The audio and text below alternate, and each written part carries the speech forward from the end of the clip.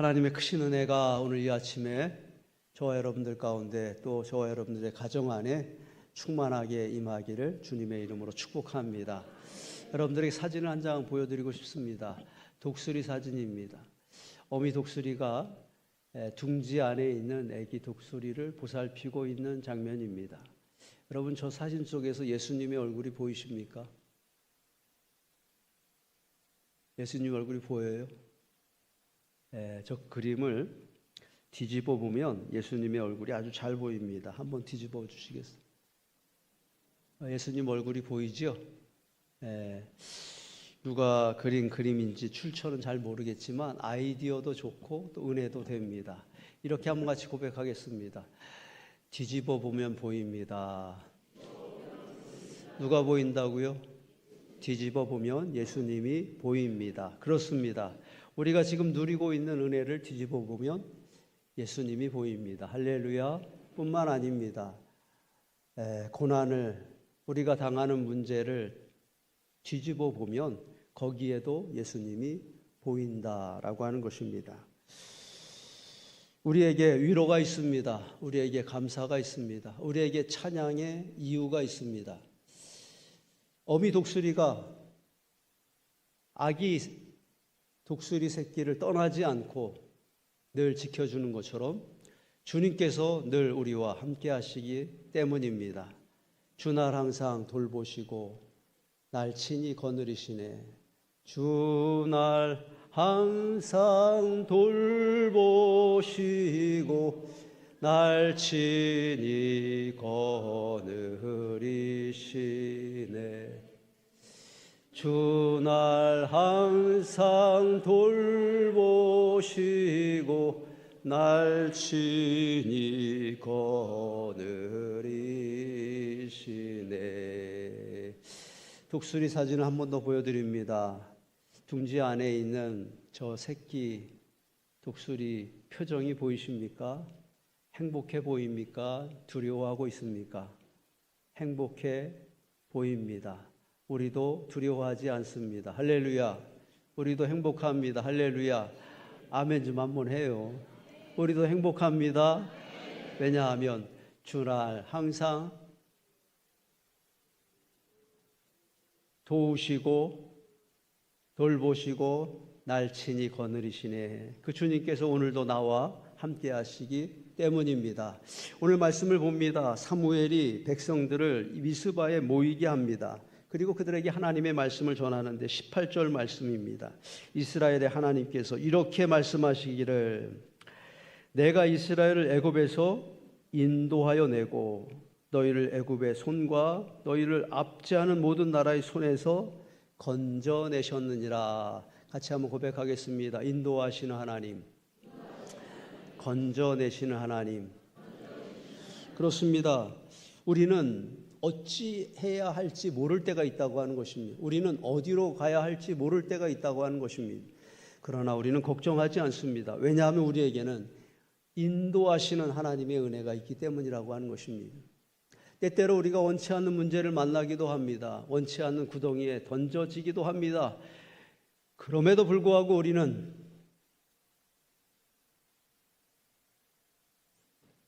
함부로 절망하지 말라. 어디서 많이 들어보셨지요? 지난주 말씀의 제목처럼 우리는 함부로 절망하지 않습니다. 왜냐하면 결국 하나님께서 하나님의 방식으로 우리를 건져주실 것을 믿기 때문이라고 하는 것입니다. 광야를 지나 하나님의 인도하심을, 하나님의 보호하심을 따라서 가나안 땅에 이스라엘 백성들이 들어왔습니다. 모든 것이 풍족하였지만 한 가지 없는 것이 있었습니다. 그것은 왕이었습니다. 이스라엘 백성들에게 없는 것이 뭐라고요? 왕이 없었습니다. 주변에 있는 다른 나라들은 다 왕이 있었는데 이스라엘 나라만 왕이 없었습니다. 왜 이스라엘 백성들에게는 왕이 없었던 것일까요?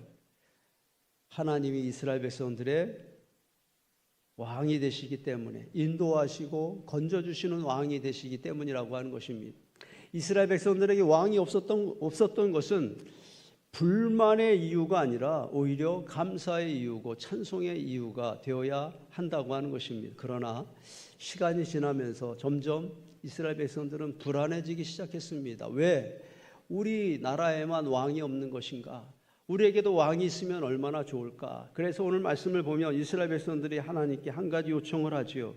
19절 말씀, 우리를 위해 왕을 세우라. 이제 우리에게도 왕이 필요하다고 하는 것입니다. 예, 알겠습니다. 우리에게 하나님이 필요합니다. 그러나 하나님만이 아니라 왕도 필요합니다. 이스라엘 백성들의 요구가 마음에 들지 않았지만 하나님은 결국 이스라엘 백성들의 요구를 들어주시기로 작정하십니다. 그래서 오늘 이 사무엘을 통하여서 이스라엘 백성들을 모으게 하시고 있는 것입니다. 이제 이스라엘 백성들에게 왕을 세우려고 하시는 것입니다. 19절 말씀을 보면 사무엘은 미스바에 모인 이스라엘 백성들 가운데 지파별로 1000명씩 나오라고 명령합니다. 이스라엘이 12지파니까 몇 명이 앞으로 나와야 됩니까? 12,000명이 앞으로 나옵니다. 그 12,000명 중에 이제 제비 뽑기를 시작합니다. 첫 번째 지파를 뽑았더니 뽑힌 지파가 바로 베냐민 지파였습니다. 그리고 가문별로 가족별로 뽑다가 보니까 맨 마지막에 뽑힌 사람이 누구입니까? 사울입니다. 놀라운 일입니다. 12,000명 중에 사울이 뽑혔습니다. 사울이 이스라엘의 왕이 된 것입니다. 가문의 영광입니다. 플랜카드도 붙이고 방송사에 연락도 하고 잔치도 벌리고 그렇게 축하를 받을 만한 그런 일이었었다라고 하는 것입니다.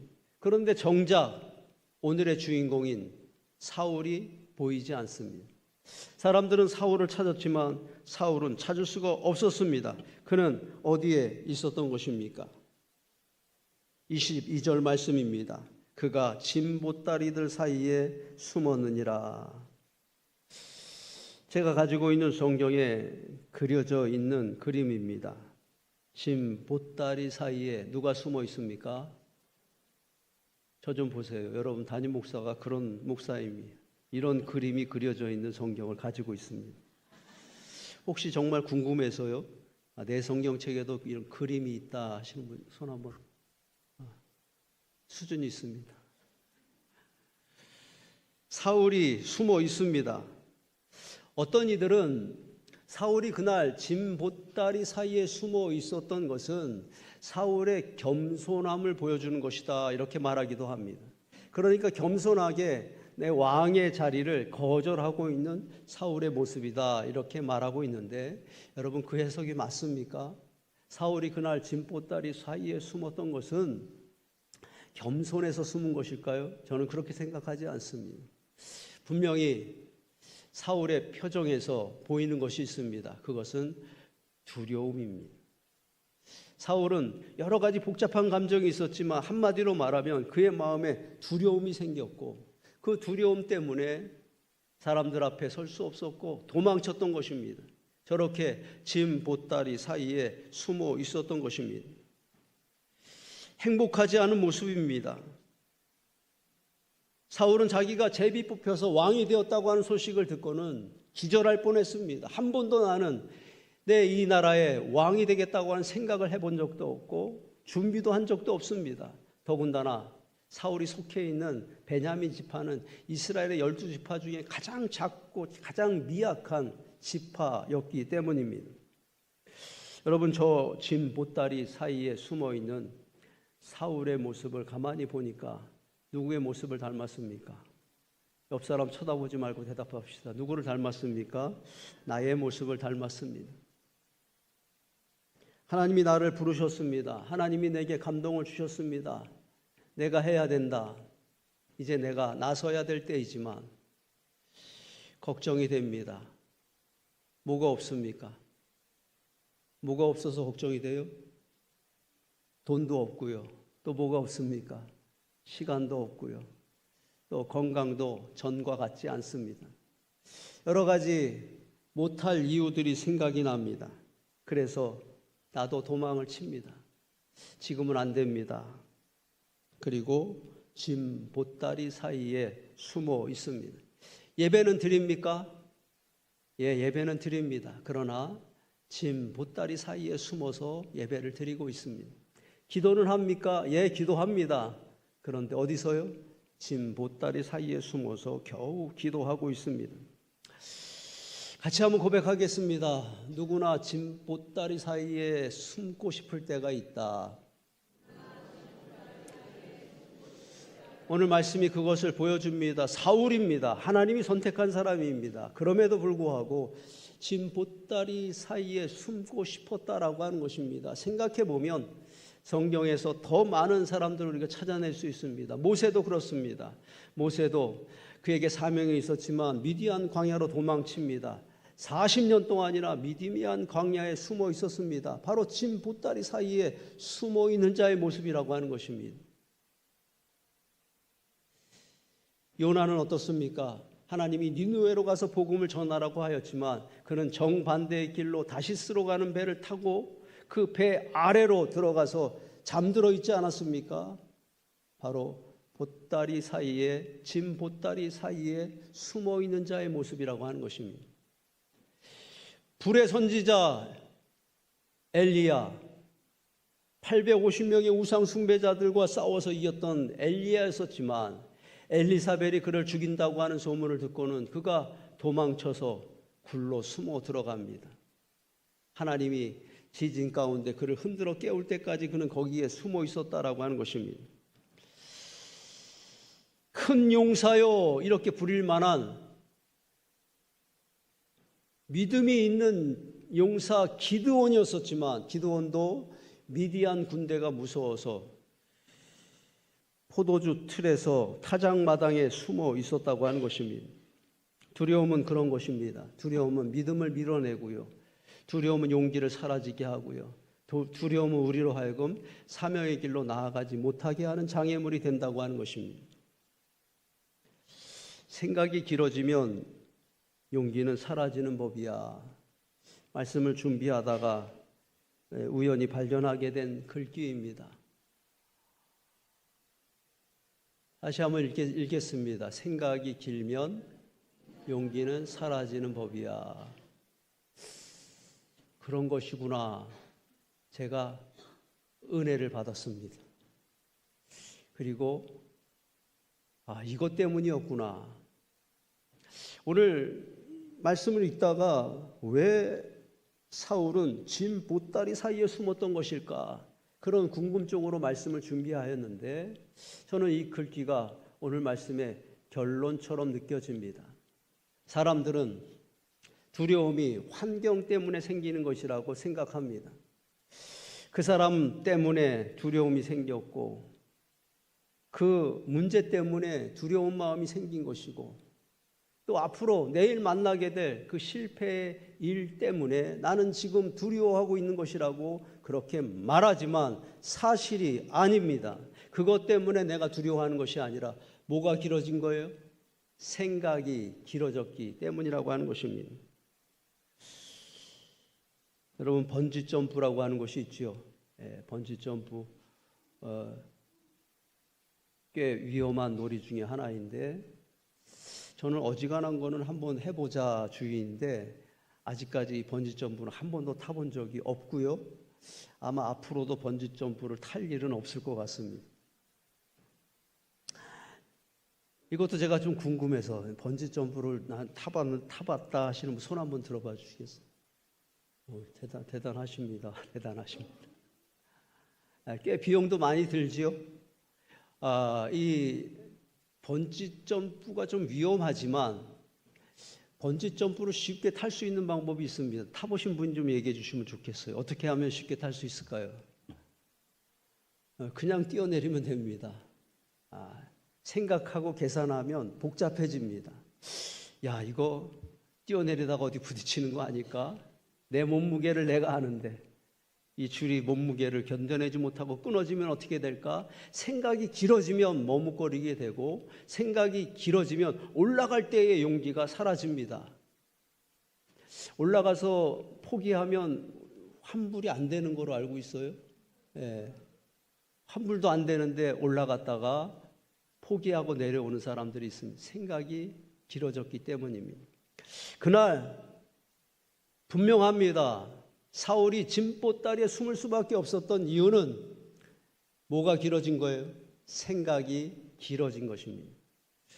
생각이 길어졌기 때문에 나는 베냐민 지파의 저 이름 없는 가문의 아들일 뿐인데, 나는 아무것도 준비된 것이 없는데 사람들이 내가 왕이 된다고 하면 나를 얼마나 비웃고 조롱할 것인가. 생각이 길어지다 보니까 용기가 사라지고 두려움이 없어지고 도망치게 된 것이고 결국 진 보따리 사이에 숨는 인생이 되고 말았다라고 하는 것입니다. 우리는 하나님의 자녀입니다. 할렐루야. 하나님의 자녀가 살아가는 방식은 단순함입니다. 뭐라고요? 단순함입니다. 주님 말씀하시면 내가 나아가리라. 주님 뜻이 아니면 내가 멈춰서리라. 주님 말씀하시면 내가 길게 생각해보고 결정하겠습니다가 아닙니다. 주님 뜻이 아니면 내가 조금 더 생각해보고 계산해보고 그때 결정하겠습니다가 아니라고 하는 것입니다. 주님 말씀하시면 단순하게 내가 나아가겠다고 하는 것입니다. 할렐루야. 주님 뜻이 아니면 내가 단순하게 포기하고 돌아서겠다고 하는 것입니다. 그것이 하나님의 자녀들이 살아가는 방식이라고 하는 것입니다. 마귀는 자꾸 우리들에게 속삭입니다. 좀 더 생각해봐라. 시간을 갖고 여유를 갖고 좀 더 숙고해봐라. 속지 마시길 바랍니다. 우리는 길게 생각하는 사람들이 아닙니다. 생각이 길어지면 믿음도 사라지고, 생각이 길어지면 용기도 사라지고, 생각이 길어지면 사울처럼 우리도 진 보따리 사이에 숨어버리게 된다고 하는 것입니다. 사람들은 진 보따리 사이에 숨어 있었던 사울을 찾을 수가 없었습니다. 누가 이 사울을 찾아냅니까? 다시 22절 말씀을 봅니다. 여호와께서 대답하시되 그가 진 보따리들 사이에 숨었느니라. 누가 찾았습니까? 하나님이 찾으셨습니다. 하나님이 모르실 리가 없습니다. 하나님은 이 사울이 진 보따리 사이에 숨는 순간부터 사울을 지켜보고 계셨을 것이라고 하는 것입니다. 한번 같이 고백하겠습니다. 하나님은 포기하지 않는다. 그 숨는 사울의 모습이 얼마나 초라해 보였겠습니까? 너는 안 되겠구나. 너는 그거밖에 안 되는구나. 하나님은 사울을 포기하지 않으셨다고 하는 것입니다. 사람들을 보내서 사울을 찾아내게 하셨고 결국 왕으로 세우시고 있지 않습니까? 하나님은 사무엘이 백성들에게 말하기를 마지막 절 말씀, 여호와께서 택하신 자를 보느냐, 모든 백성 중에 짝할 리가 없느니라 하니, 모든 백성들은 어떻게 합니까? 왕의 만세를 외쳐 부르니라. 왕의 만세를. 사울 왕이요 만세. 무엇입니까? 당신을 우리의 왕으로 섬기겠다고 하는 것입니다. 사울 왕이요 만세. 왕자가 된 왕위에 오른 왕을 축복하는 것이고 왕께 맹세하고 있는 것입니다. 사울 왕이요 만세. 진 보따리 사이에서 나오면 된다라고 하는 것을 오늘 말씀 우리에게 보여주고 있지 않습니까? 진 보따리 사이에 계속 숨어 있었더라면 사울은 절대로 왕이 될 수 없었을 것입니다. 사울은 그냥 평범한 인생으로 끝났을 것입니다. 그가 진 보따리에 나오자마자 하나님은 그를 이스라엘 첫 번째 왕자에 앉혀주셨다고 하는 것입니다. 할렐루야. 진 보따리 사이에서 나왔기 때문입니다. 말씀을 자세하게 봅니다. 사울이 제 발로 스스로 걸어 나왔습니까? 아니면 끌려 나왔습니까?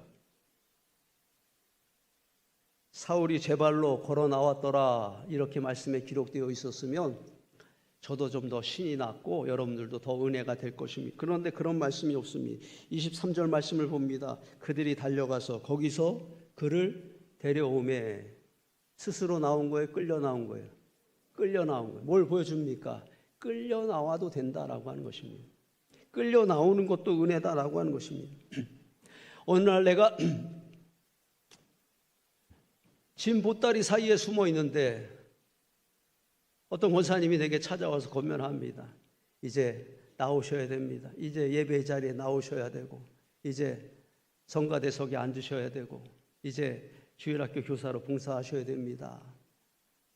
날 좀 내버려 두십시오. 짜증내지 마십시오. 은혜의 시작입니다. 할렐루야. 할렐루야. 누가 보내신 거예요? 하나님께서 보내신 것입니다. 이제 나와야 될 때가 되었기 때문에, 이제 그 사명을 감당해야 될 때가 나왔기 때문에 하나님께서 나를 부르시고 있는 것이라고 하는 것입니다. 저는 오늘 본문 말씀에 나오는 사울의 마음이 너무 이해가 됩니다. 왜냐하면 저도 종종 그러고 싶을 때가 있었기 때문입니다. 저도 짐 보따리 사이에 숨고 싶을 때가 있었고, 좀 죄송하지만 실제로 짐 보따리에 숨어 있었던 적도 여러 번 있었습니다. 하나님, 도무지 나는 이것을 감당할 수 없습니다. 하나님, 이 문제는 어떻게 할 수 없는 문제입니다. 그리고 사울처럼 짐 보따리 사이에 숨어 있을 때가 있었습니다. 좌절감이 있었고 무력감이 있었고, 그 짐 보따리 사이에서 하나님, 나는 못합니다. 하나님 앞에서 내가 포기하고 하나님 앞에서 내가 좌절했던 적도 있었습니다. 그런데 돌아보면 하나님은 또 하나님의 방식대로 저를 그 짐 보따리 사이에서 끌어내셨습니다. 할 수 없었을 것 같았던 그 일을 다른 동지들을 보내주셔서 함께 감당하게 하셨고, 할렐루야.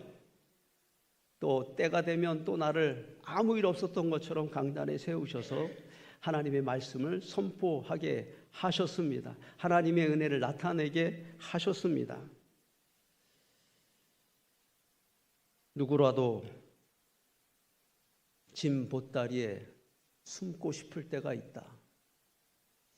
하나님은 포기하지 않는다. 짐 보따리 사이에서 나오면 된다라고 하는 것을 오늘 말씀 가운데서 우리에게 선명하게 보여주고 있습니다. 아무도 모르게 짐 보따리 사이에 숨어 있었다고 생각하고 있지만 그렇지 않습니다. 하나님은 아시고 있다고 하는 것입니다. 하나님은 오늘 짐 보따리 사이에 숨어 있었던 여러분들을 향하여 짐 보따리 사이에서 나오라 말씀하시고 있는 것입니다. 우리는 이미 들켰습니다. 더 이상 숨어 있을 수 없는 사람들입니다. 스스로 나오면 좋은 것이지만 끌려서라도 나와야 된다라고 하는 것입니다.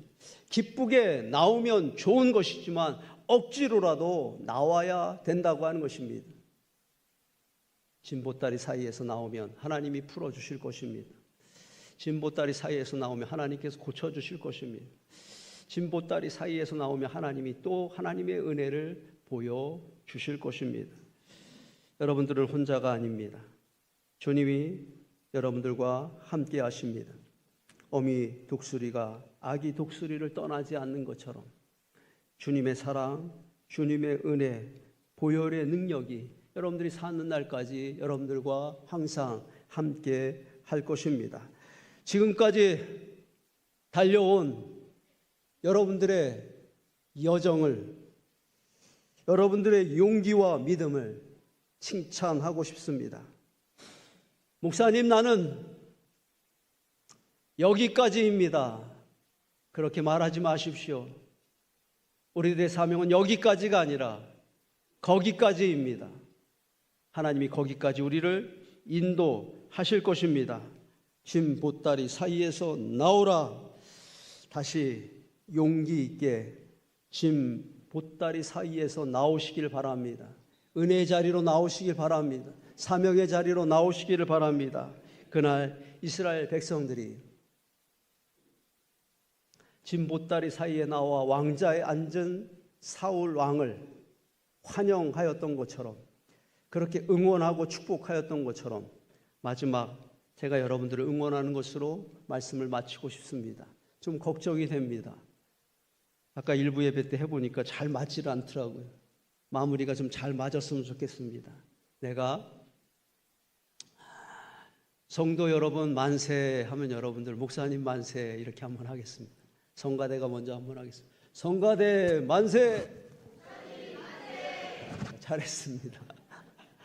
만세. 예전에는 우리가 독립운동하다가 만세하면 끌려가기도 하는데 그럴 일 없으니까 걱정하지 마시고, 만세라고 하는 것은 영광을 돌리는 것이고 환영하는 것이고 결단하는 것이니까, 우리 평소에 안 하던 것이지만 하여튼 손을 들어야 은혜가 됩니다. 제가 여러분들에게 성도 여러분 만세하면, 여러분 목사님 만세 한번 합시다. 성도 여러분 만세! 아, 잘하셨어요. 보기도 좋아요. 다시 한번 하겠습니다. 제가 인천은혜교회 한번 만세합시다. 인천은혜교회 만세! 예수님 만세! 자리에서 일어납시다. 잘하셨어요. 아주 일부 예배 나온 사람들도 훨씬 더 잘하셨어요. 기도하는 마음으로 같이 한번 읽겠습니다. 사울이 왕으로 뽑혔습니다. 영광스러운 일이지만 사울은 진보다리 사이에 숨어버립니다. 두려움 때문입니다.